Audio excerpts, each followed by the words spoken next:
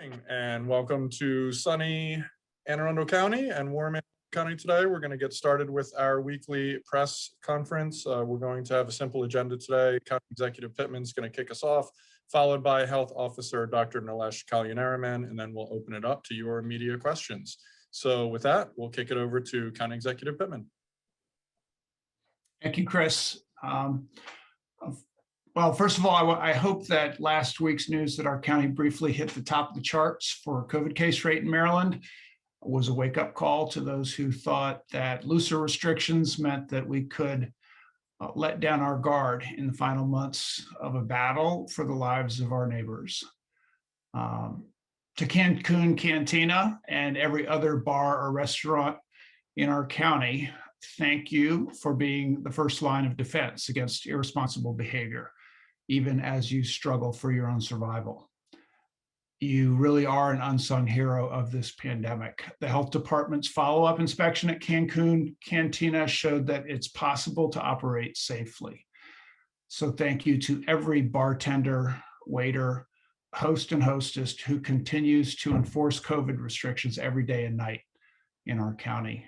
You are definitely saving lives. While I'm on the topic of restaurants and bars, I want to thank your management for helping to connect our team at Workforce Development with your employees. And I'm talking to all restaurant and bar owners now. Since its January launch, 1,377 workers, mostly in the restaurant industry, have been approved for $500 debit cards through our Impacted Worker Fund that started at the beginning of the year. This is an extension of the humanitarian relief program that reached a broader group of 4,813 low-wage workers who had lost income before the end of the year. I am particularly proud of this program because so many bureaucratic barriers existed to getting real money into the hands of the people in our county who need it most. And my staff figured out how to cut through that red tape. On a less positive note, we finally got data from the state showing what we all expected about Anne Arundel County's vaccine allocations. Our county and all of Central Maryland counties have gotten far fewer doses per person than counties outside of that region. I don't think that the governor or anyone on his team planned for our county to get the least doses any more than they planned for Howard County to be a close second. The status that we are in is a result of the location of mass vaccination sites and the hospital systems chosen to receive doses. You can bet that my team is carefully and tactfully working every channel available to us to get more doses to the residents of Anne Arundel County, regardless of which provider they go to. Our health department has proven to be as good as any in the state at getting shots into the arms of the people who need them most, and they're prepared to drastically expand their operations. I want to update you on some of our vaccination progress, particularly in the area of equity. 17% of our population is African American, but in the early weeks of our program, only 10% of our doses were going to African American residents. Last week, that percentage grew to 18% of our doses going to African American residents. We have not yet achieved the same result in the 8% of our population that is Hispanic. They have only received 3% of doses, but we believe that our equity plan will increase that number and that it will naturally increase as we get down into the lower age groups. Last week, we held our first community vaccination clinic and expect to be doing them daily by the end of the month. Those clinics will allow us to reach people who are unlikely to win the vaccine surfing competition that has left our most vulnerable residents behind. The Anne Arundel County Public Schools employees who have requested vaccinations will all have been offered a first dose by the end of this week. That's huge. So thank you to Anne Arundel County Fire Department and Anne Arundel County Public Schools for making that happen with the support of the health department. Other educators and childcare workers are being vaccinated at the same rate. Every senior over 85 who is on our pre-registration list, has been offered a vaccination appointment now. And we're getting close to wrapping up the 75 and over age group as well. This progress has allowed us to finally begin making appointments from our aacounty.org/COVIDVax pre-registration list for residents in the 65 to 74 age group. That change will take effect on March 15th. I am proud of the fact that while private providers and state sites were vaccinating everyone eligible in phase 1C, we kept our focus on teachers and the most elderly. That's the way public health should work. One of the greatest challenges to our vaccination clinic staff has been a thing called registration link sharing. We were required to use the state's PrEP mod system for appointments, and still are, even though we had our own county pre-registration list. PrEP mod, however, was flawed. A link to make an appointment could be shared with friends, so people were registering through PrEP mod for our appointments without being screened for eligibility. They would show up at our sites every day, and our staff was left with the challenge of turning them away. It was a flaw that created a great deal of conflict all across the state, and particularly in our county, where we take very seriously our obligation to vaccinate our most vulnerable residents first. The good news is that PrEP mod has been fixed. Links to register for our clinics can be used only once, so link sharing does not work. We have also created a new feature that allows our pre-registrants to choose which site and appointment they'd like to use before receiving their individualized PrEP mod registration link. You can see the site on your screen there. This is a simple but important step forward. Combined with our phone calls and text communication, is making it possible for us to simplify the vaccination process for our residents now and in the coming weeks when allocations will increase. I will be spending an average of 4 hours a day for the next 4 weeks in budget meetings. And unfortunately, that means saying no to a lot of worthy public projects that are in that budget proposal. I have the most trouble saying no to the things that help the people in our county who have not benefited from the economic growth of the last decade and who have been hit the hardest by the pandemic economy, especially kids. That's why I and my staff are watching so closely the progress of the $1.2 trillion relief bill that our congressional delegation is hoping to pass today. Of course, we're coming through the details of the bill to understand how a projected $113 million to Anne Arundel County can be used, but it's the money that goes directly to families that will matter the most to this county. I ran for this office with a county report called Poverty Amidst Plenty in the front seat of my car so that I could wave it around in front of audiences everywhere. After taking office, I insisted that a new effort to eliminate the opportunity gap, which leads to the achievement gap in our county schools, be as much the responsibility of county government and community as it is the responsibility of our schools. In other words, I argued that we needed to create opportunity for our kids to succeed. We need to reduce poverty and the trauma that comes with it to close the gap in our schools. The COVID relief bill that could actually become law on this very day includes direct payments to families with kids that social scientists and economists project reduce childhood poverty in this country by half. That is the biggest news of the story of the day, and that may be the biggest news story of our lifetimes. For Anne Arundel County, it means that maybe we really will be able to make this the best place for all. Thank you. Over to you, Dr. Kalyan-Raman.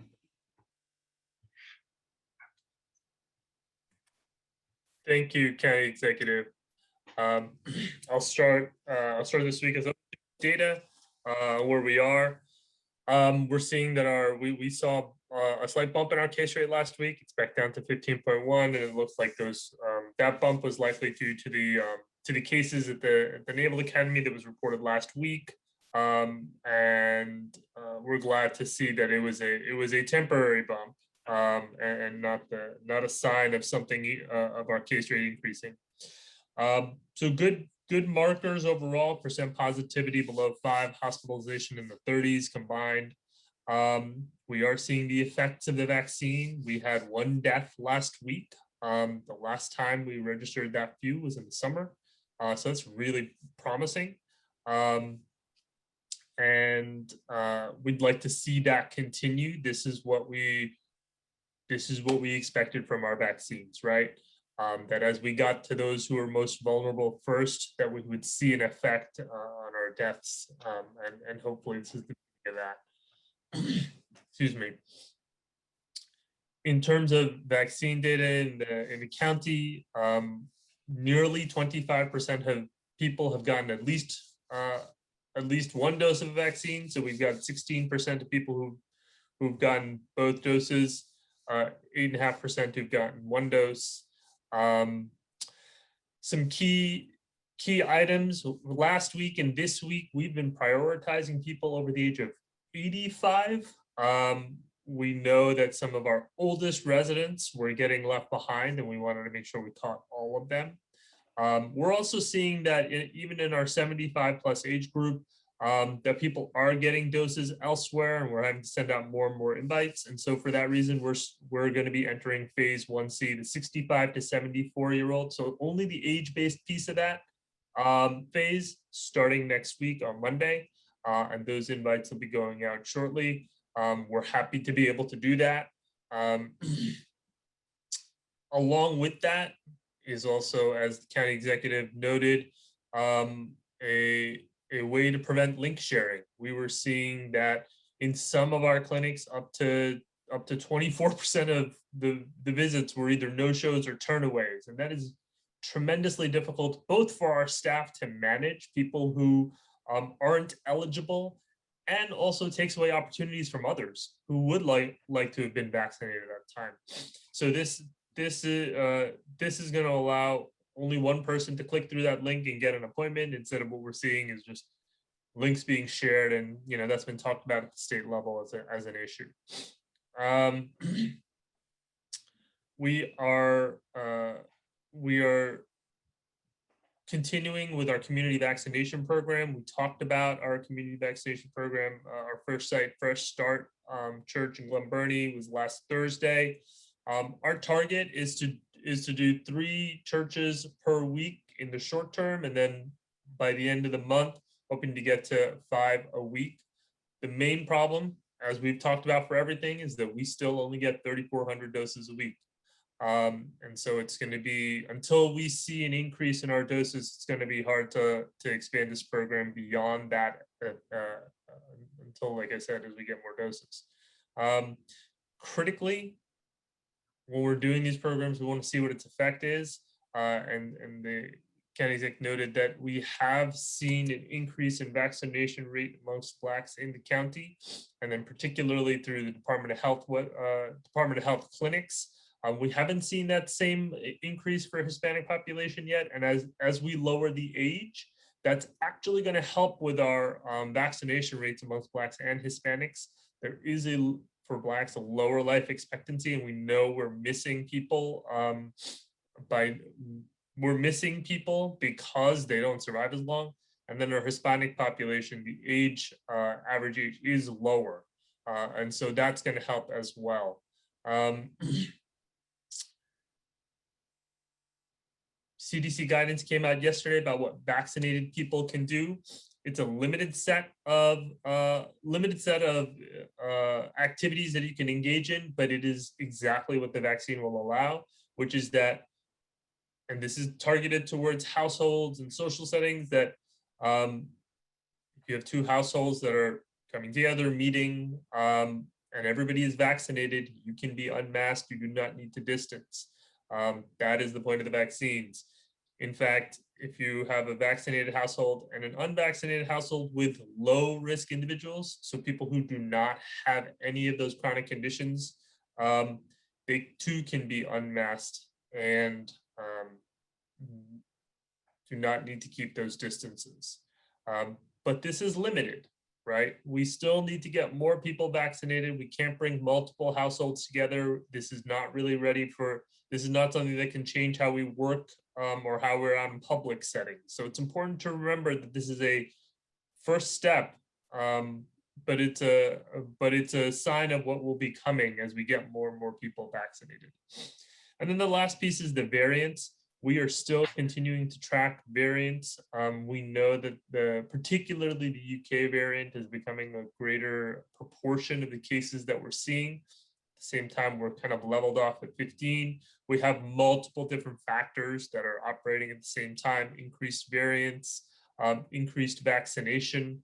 And I think our challenge is that can we get people vaccinated fast enough, and that's based on supply, to outrace the variants. So please continue to mask when you're in public spaces, when you're with others in private spaces who are not vaccinated and have a higher risk. Maintain your distance, and wash your hands. Those are still important. And once we get enough people vaccinated, we can really start to dial that back. So with that, I will stop there and turn it over to you, Chris. Great, thanks, Doc. Okay, so now we're at the Ask Questions portion of our program. So if members of the media would like to ask either Dr. Nalesh or County Executive Pittman a question, please either use the raise hand function in Zoom or just let us know via the chat. We'll get things kicked off with Olivia from the Capitol. Go ahead, Olivia. Good morning, Dr. Kalyadaraman and Mr. County Executive. You talked about rolling back the restrictions and for vaccinated people. I wonder how the conversations among your team are going when it comes to the end of the pandemic. Like, what is it going to take for us to not have to wear masks anymore in public? How are you talking about this and thinking about it? So the issue with there's kind of two in there. So we're not really rolling back restrictions. This is really the CDC guidance still falls under our gathering limitations, right? It just talks about how people can gather. Masks will go on a little bit longer than those other restrictions. What we need to see is everybody really has the opportunity to get vaccinated. We're not there yet. And we also need to see that our hospitalizations and deaths really come down and stay down. And the variant has complicated this equation. It just adds a wild card to this. So that's what we're looking at for the rollback of restrictions. And masks will likely continue for a little bit longer, particularly as we have people who can't get vaccinated for whatever reason, as we want to protect them as well. Can I ask one follow-up? When you talk about hospitalizations and deaths having to go down and stay down, do you have a number threshold for those that you would need to see? It's not really a number threshold. We're seeing that the hospitals right now are in a much better position, right? Cumulatively, I believe we're in the 30s in terms of hospitalized patients with COVID. We need to see that continue. And we know that as we continue to vaccinate, right, that's going to offer more and more protection against hospitalization and deaths. And so, I don't have an exact number for you on that. And we'll have to see how this unfolds. Thank you. Great, next we're going to go to John Fernay from Ion Annapolis. John has two questions for Dr. K. We're going to hold you to that, John. I think one might be real quickly. You mentioned that the bump or increase in the case rate last week was due to the Naval Academy cases, but I didn't think that the Naval Academy was reporting cases to the county.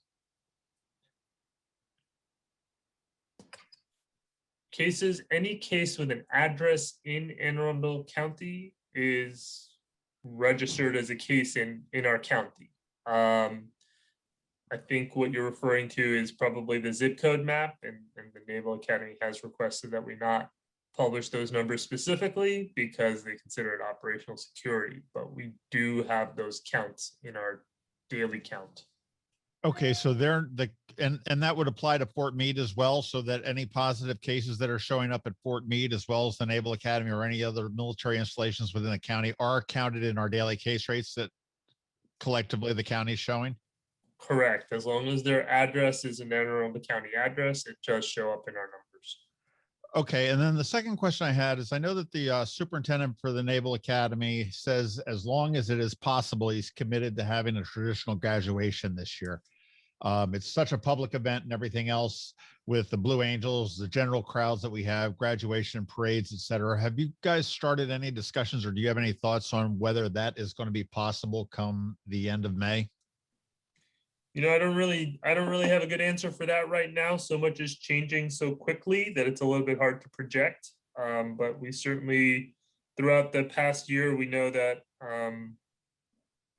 a lot of these events, and graduation included, require a lot of planning. And so I'm sure they're planning now, and we'll see how the landscape changes. Okay, thank you. Thanks, John. And now we'll go to Rob Lang from WBAL. Go ahead, Rob. And good morning. And the question either for the county executive or Dr. K, with the announcement of going to phase 1C, given the challenges that the county has had in getting vaccines, you also both criticized the state for moving to 1C too fast. How confident are you that somebody 65 to 74 who makes an appointment is going to be able to get a vaccine? It's going to take some time. I mean, we're just opening it up, and there are a lot of people in that group, and the Dr. Kalyanaraman could probably tell you exactly how many. And just as it's taken time to get the folks over 75 and the teachers in every other category, it takes time. So now we're opening this category, and it will take time. They won't be able to get them right away. Okay. And, Dr. K?